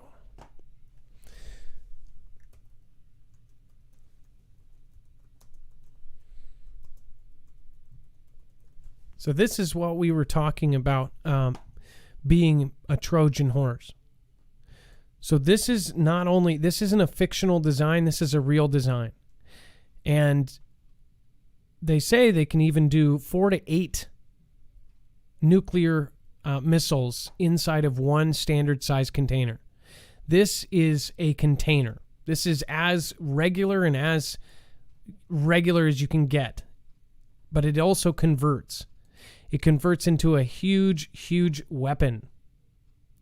Now, why would you do this? Why would you make a weapon like this? Why would you conceal it in this? Well, this can be towed by train. This can be towed by truck. This can be towed by boat. And this is inconspicuous. It looks like every other single one. And this could be loaded up on a container ship. This is a real item. This has been mass produced lately. Why? Think about that, folks. Why are they actually putting thousands and thousands of dollars into products like this? Think of that in our current situation. Now, I'm not saying that this happens. I'm super praying that this never happens. But also, to get tanks or anything else, you would need to get containers. You would have to have your stuff moved in stuff like this. Just logistically, this is how it would work. It would have to. As far as this is incredibly scary, and it's a what if. It's a what if that nobody wants to see. It's a what if that I hope in my lifetime we never witness.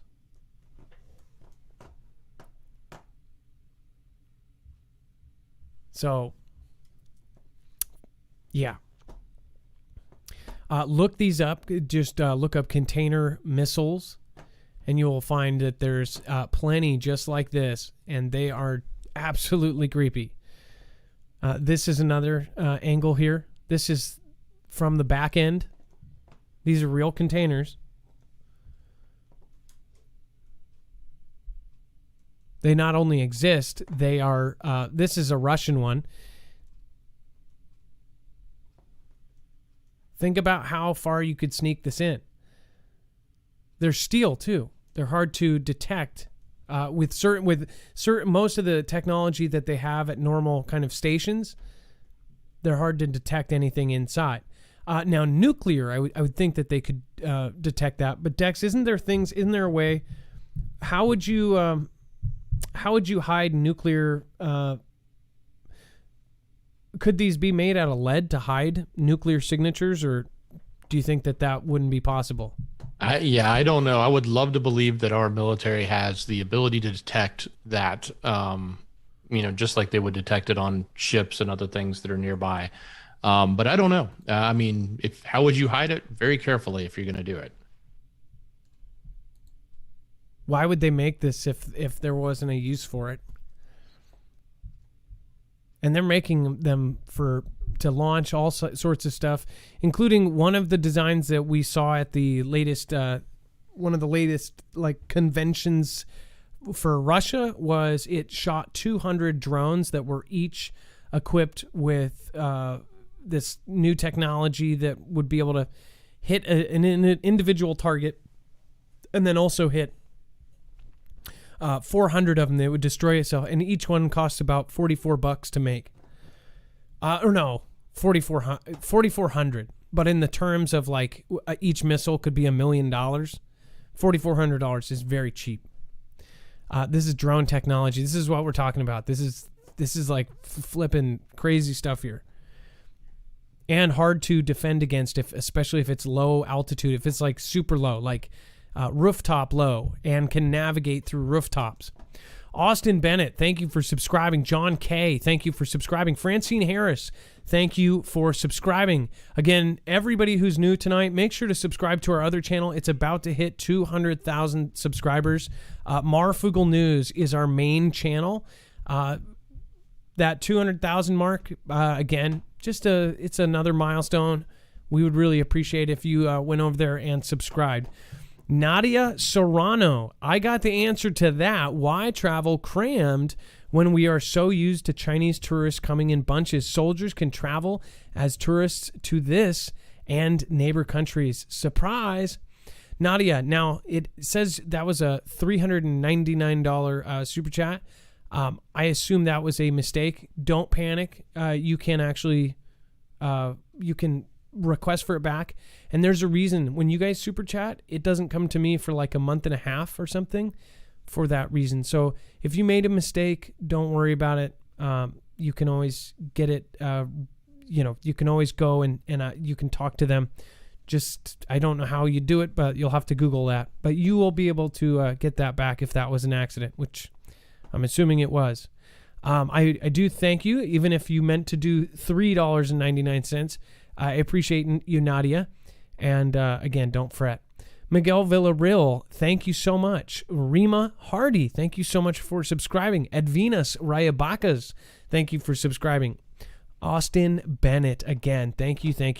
Over on D-Live, we have a lot of good people. I believe we almost hit 7,000 so far, and we haven't even gotten to the main subject. So thank you guys for all joining us. Dex, do you want to talk about, of course, let's see here, Canadian propane prices? And I know we're probably going to have to go a little bit quicker and get to our main story tonight. Yeah, this is not just Canadian. So this is kind of really big, guys. You need to pay attention. I'll make it quick to save time. But both Canadian and the U.S. markets are bracing for what they call here Armageddon when it comes to propane prices. So the prices have actually jumped 269% in Canada. By the way, it's colder up there before it is here. So that's why propane all of a sudden is coming in demand. But here's what you got to understand and what's written in this article, and you can go read it for yourself. But basically, we have something like 42% of the amount of propane in storage that we normally would have at this time. And where has all of our propane gone? We sold it off. I don't know who's making these decisions in our country, and I'm talking about America, not just Canada. It's we kind of share this stuff, but we decided to export because export demand was so high for propane. We decided to export all of our propane. And now here we're stuck with 42% of what we normally would have going into what potentially could be a very cold winter. Okay. So this is going to be a big deal. This is going to be a deal where we may be either running out or it is so expensive, you're not going to want to pay the prices. So be prepared, guys. I don't know if you have a propane tank at your house and it's time to get it filled, maybe fill it now instead of next month or the month after, right? Play it smart if you can. And this is also a backup utility for anybody, if you have an off-grid cabin or anything like that, propane is our backup. So it goes solar, generator, then propane. This propane is going to be almost unattainable here in a second. Or just so expensive that you'd rather freeze out in the cold. Remember when a woman got a bill for $6,000 for just keeping her heat on in Texas after that big storm. They were just doing absurd things to, heating prices and heating rates and things like that. Propane, as far as, the things that propane affect, this is their worst, this is kind of their worst scenario here in the propane world. Shia H, thank you. Beta Prime, Mesha H, Pamela Harris, EOD Vet says, Club K nuke missile would be hard to hide. Gamma radiation hard to mask. Lead lined would make container too heavy for most equipment to lift. EOD Vet, that's a good point. If it was lead lined, then it would be so much heavier. So I wonder, EOD Vet, what do you think? How would you think that they would sneak that in if it had that signature? Or do you think that it doesn't matter if the enemy actually controls the port?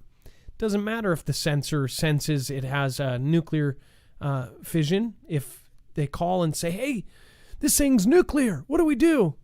Just let it through. We got it. It's government.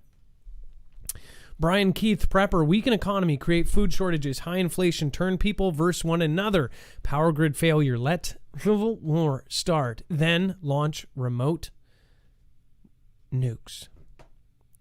That's a scary scenario. You're a doomer. You're a fearmonger, Brian Keith. Just kidding. You're realistic. Scary, right? That's more realistic than some of the stuff they're talking about. Rima Hardy at Venus, again, thank you. Moving on, La Palma. Now, I told some of you, and I'm not going to go over the whole thing, but I had a really freaky dream about this place, and I've never been there. I saw that the place is in La Palma in my dream, this mountainside resort. It's so freaky. There's a bunch of people that have talked about their dreams a lot, and what's really weird to me is so many more people than myself have had dreams about a place we've never, ever been. That's what kind of freaks me out about La Palma. Other than now, they say over 600 earthquakes have happened in just the last couple days. It says volcano eruption update. Eruption with no end in sight continues at high intensity. Concerning is the most significant instrumental data. There are no signs of a soon end in sight either. Instead, earthquakes have slowly increased not in size, but in numbers. During the past 24 hours, there were 103 quakes of a magnitude 3.0 to 3.7, and 156 quakes between 2.0 and 3.0. The location remains the same as before, most at around 12 kilometers deep. It says under the central part of Kumba Viha and a few ones in the deeper layer around 35 kilometers deep. Ground deformation also suggests that magma pressure from below is stable with no clear trend. This suggests that there is a still supply of a magma from deeper sources to balance the erupting volumes. Or in other words, the eruption is at an equilibrium and might go on for a while still. This can change at any moment, and they know this. That is why they are watching it so closely. They are talking, as far as some people that are analyzing some of the patterns of the earthquakes, say that it's unusual, that it looks like they're almost in a grid pattern. Whether you have, whether what source you use, it shows up differently. As Dex said in our show with Jacob Israel and Global Witness and all them, is that if you go to different sources, you can see kind of different patterns, and not all of them look like a grid. So whether that's true or not, I don't know. But what I do know, though, is 600 quakes in the last few days is not a good thing. I'm hoping that this does not, have a huge, massive blow up and crack and send a sheet in and send a gigantic piece of land into the water underneath and send a tsunami to the East Coast. One thing I do think about, though, is if it did require that kind of piece of land from an event like this to wipe out our entire East Coast and just flood the entire country, could an adversary do something like that, say plant the proper amount of nuclear explosions or explosives underneath the ground or burrow deep down? Could they actually split an island like that on purpose as far as a weapon goes? Could they send a tsunami like that? Some would say that they don't need to. Russia has advertised that they have nukes that would cause a 300-foot wave. Dex, have you thought about that? What if you could cause something that looks like a natural disaster, but it's actually an adversary doing something negative? Right. Yeah, I mean, that's certainly, we know they have the tech. They've bragged about it. It's been talked about. We've talked about it here before, that they have these, tsunami generators. That's insane to me. Just 300 feet. Even a 100-foot wave would go, 20 miles in. A 300-foot wave, that would be a skyscraper, a wave like you see in the movies. That would be what they would be talking about with something like that. Now, with this, I forget how high they say the wave would be, but it would be the entire East Coast would have a tsunami wave. Now, they say they've debunked that happening or whatever. Nobody's debunked it. Even the debunk, you should see what it says. It says that it's unlikely. It doesn't say that it won't happen. That's just like, I don't get that. Lisa K23, why would our generals agree to this? 1 silver ounce coin in Venezuela feeds 4 for a week. Did you hear that? Lisa K over on DLive said in Venezuela, a 1 ounce silver coin feeds a family of 4 for a week. That is incredible.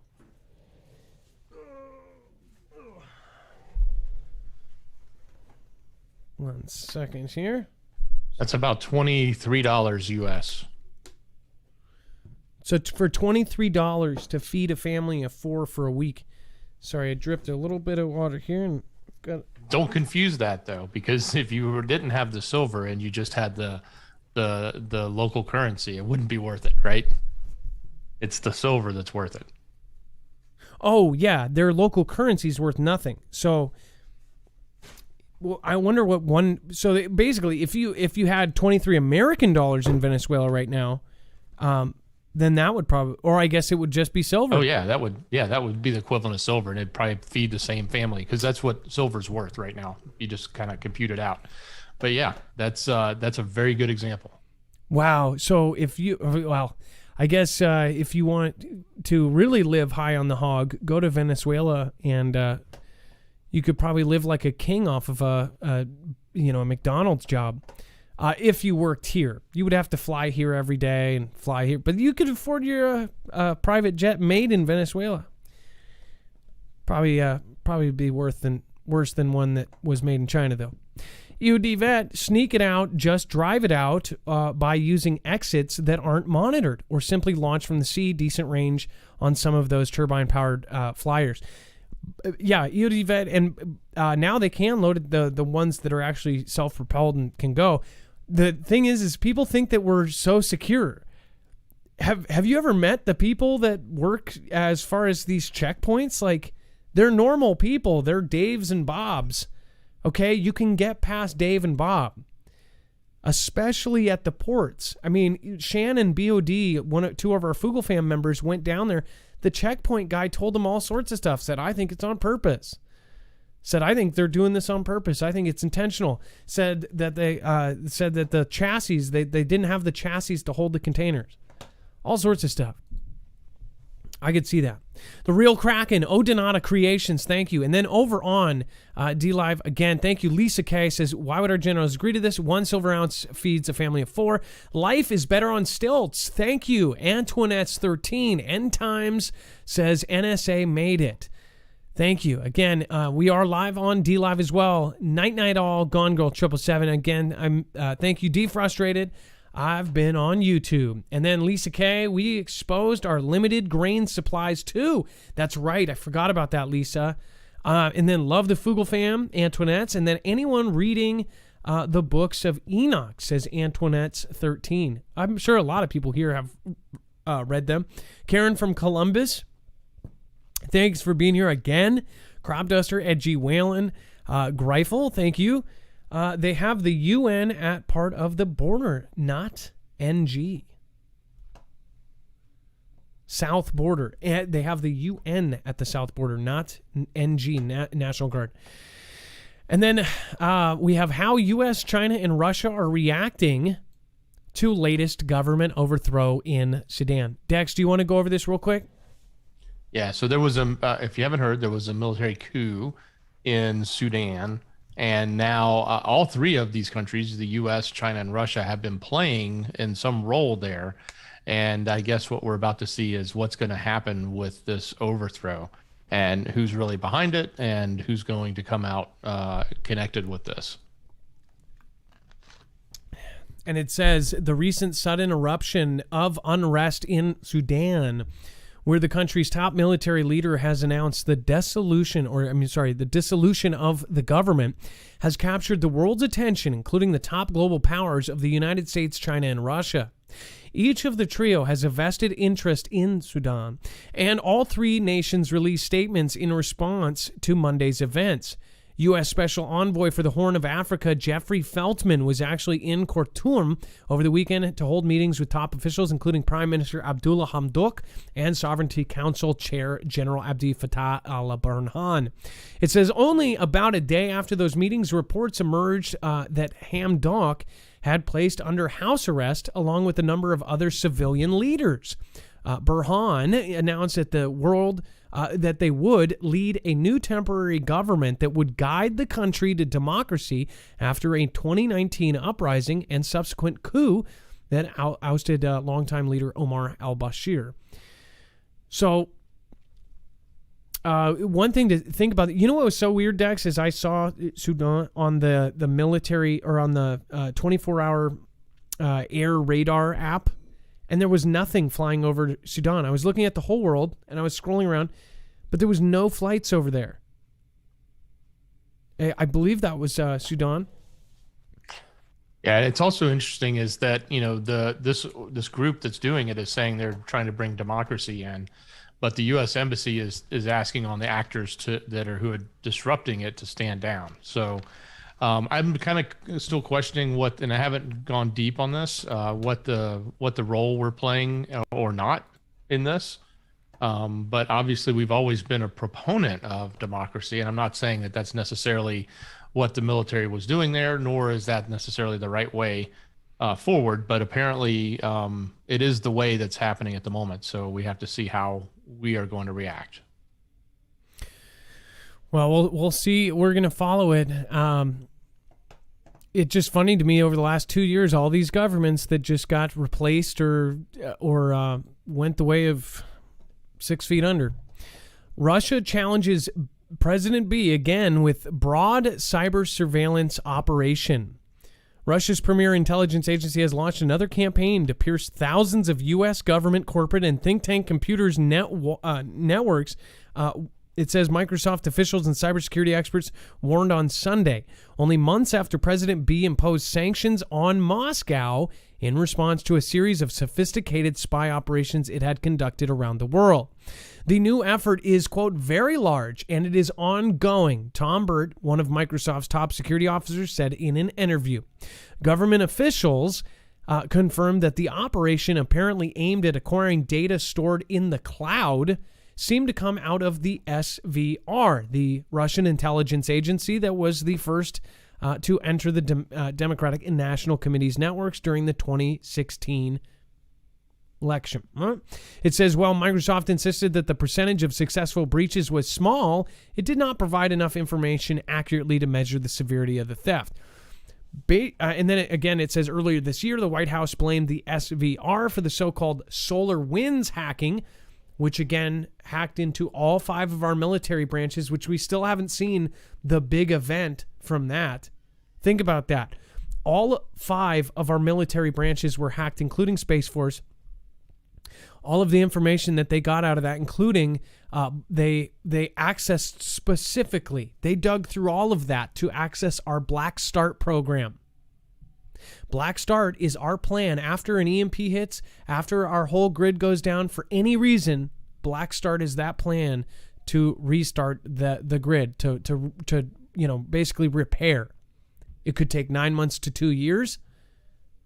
If they have access to that plan and if they know exactly what our actions will be after an event, they could stop every subsequent action. They could keep us down for indefinitely. If they know our plan on how to repair and how we're going to fix it, they could keep us down for even longer because they will be targeting specific things, specific bases. In fact, they could probably target the places that we have set up for an event like that before they even do it. The fact, Adam, we're running up on the clock. We got about 5 minutes left. Okay, thank you. Or less, about 4. The fact that they accessed Black Start, that is incredibly freaky and scary, and they dug through a lot to get it.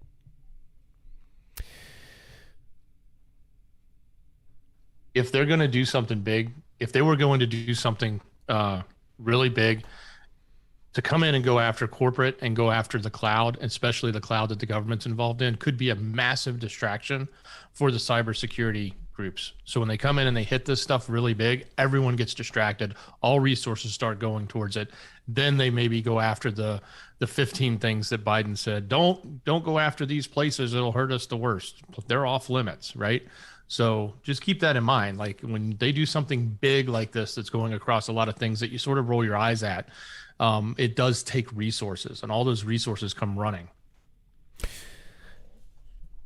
Yeah, everything is going to be going that way. We still haven't seen the reaction from that. By the way, if you didn't follow, we covered that 10 Russian ships were circling Japan. China and Russia have been teaming up, and they teamed up on this one. It says why Russian and Chinese warships teaming up to circle Japan is a big deal. It's a huge, basically they said that it was try to keep things stable. It did the opposite effect. Japan's pissed off. But not only that, they are all over the world. They just did drills in the U.S. With all of our allies in 18 different time zones. They are preparing. They're doing massive drills. And this was in a response to the different events that were going on in the South China Sea. So Russia is directly, they're working together and they're out there right now. That's what's kind of freaky. It says, can the U.S. Navy fight and win a war? This is an opinion piece. Dex, do you want to sum it up in a sentence?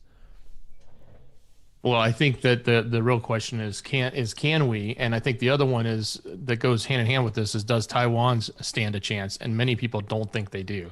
Very few think they can actually do. So this is going to be a Navy issue because all of our Navy is pretty much the ones over there dealing with this. And whether or not Taiwan can defend themselves is the big question.